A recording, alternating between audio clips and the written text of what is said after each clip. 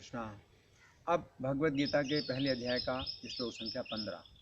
पांचजन्यम ऋषिकेशो देवदत्तं धनंजयः पौंड्रम दद्मो महाशंखम भीमकर्मावृकोदरः। अब संजय धृतराष्ट्र को बता रहे हैं क्या? पांचजन्यम ऋषिकेशो, ऋषिकेश ने पांचजन्य नाम का शंख बजाया। तो श्री कृष्ण के शंख का नाम है पांचजन्य। तो भगवान के हाथ जो वैकुंठ में भगवान है चार भुजाओं के हैं, तो उनके चार भुजाओं में चार आयुध होते हैं, जिनमें से एक शंख है, दूसरा चक्र है, तीसरा गदा है, चौथा पद्म है। तो जो शंख है ये पांचजन्य, इस शंख का नाम है पांचजन्य, चक्र का नाम है सुदर्शन। तो भगवान कृष्ण के पास ये पांचजन्य नाम का शंख है।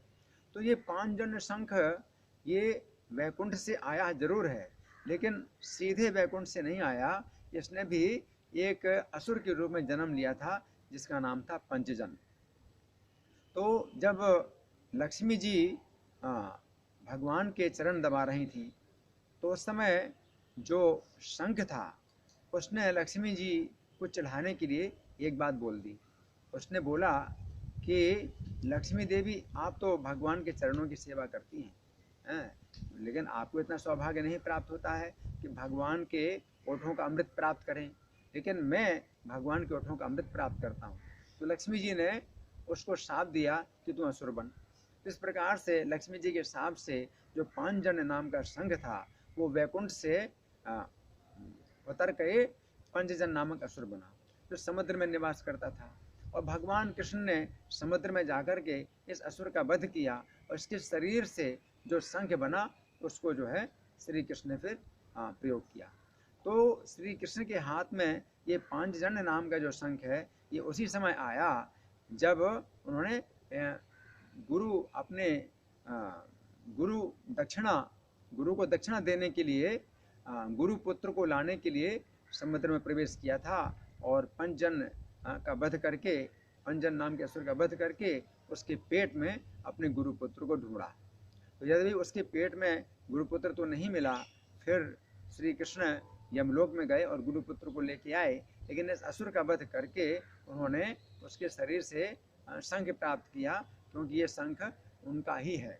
तो ये पांचजन्य शंख भगवान कृष्ण के हाथ में तब आया। ब्रज की लीला में श्री कृष्ण शंख ध्वनि नहीं करते थे। ब्रज की लीला में तो बंसी ध्वनि करते थे या श्रृंगों की ध्वनि करते थे, सींग बजाते थे या बंसी बजाते थे।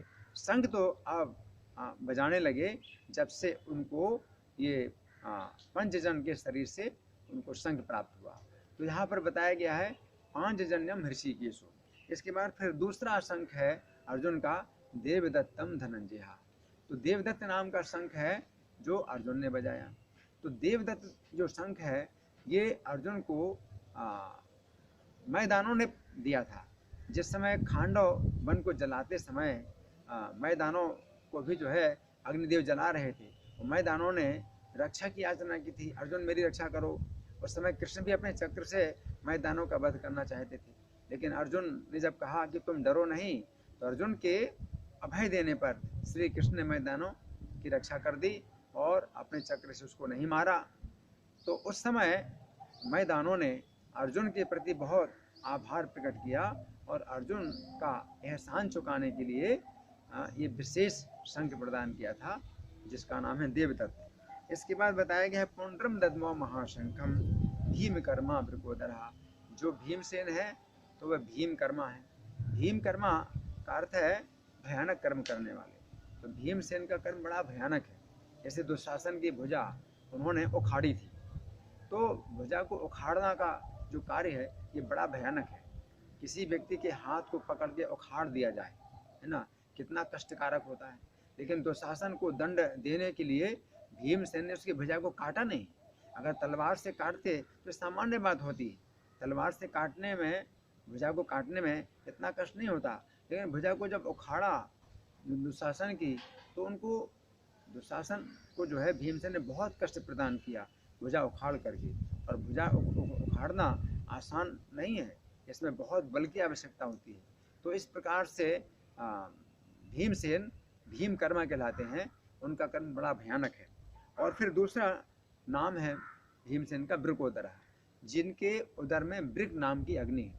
तो भीमसेन के पेट में वृक नाम की अग्नि है, जिस कारण से उनको ज़्यादा भोजन करना पड़ता है। तो जिस समय पांडव और कुंती महारानी जब लाक्षा भवन की आग से बच कर के गुप्त रूप में निवास करते थे, तो एक चक्रा नगरी में निवास करते थे, तो चूंकि छिप करके रहना पड़ता था, तो ब्राह्मणों के रूप में छिप करके रहते थे और भिक्षा मांग के रहते थे। तो जितनी भिक्षा प्राप्त होती थी उसमें आधा जो भोजन था वो भीमसेन खाते थे, बाकी आधे में कुंती महारानी और 4 पांडव भोजन करते थे, क्योंकि भीमसेन को भूख ज़्यादा लगती थी, इसलिए इनको कहा गया है वृकोदरा।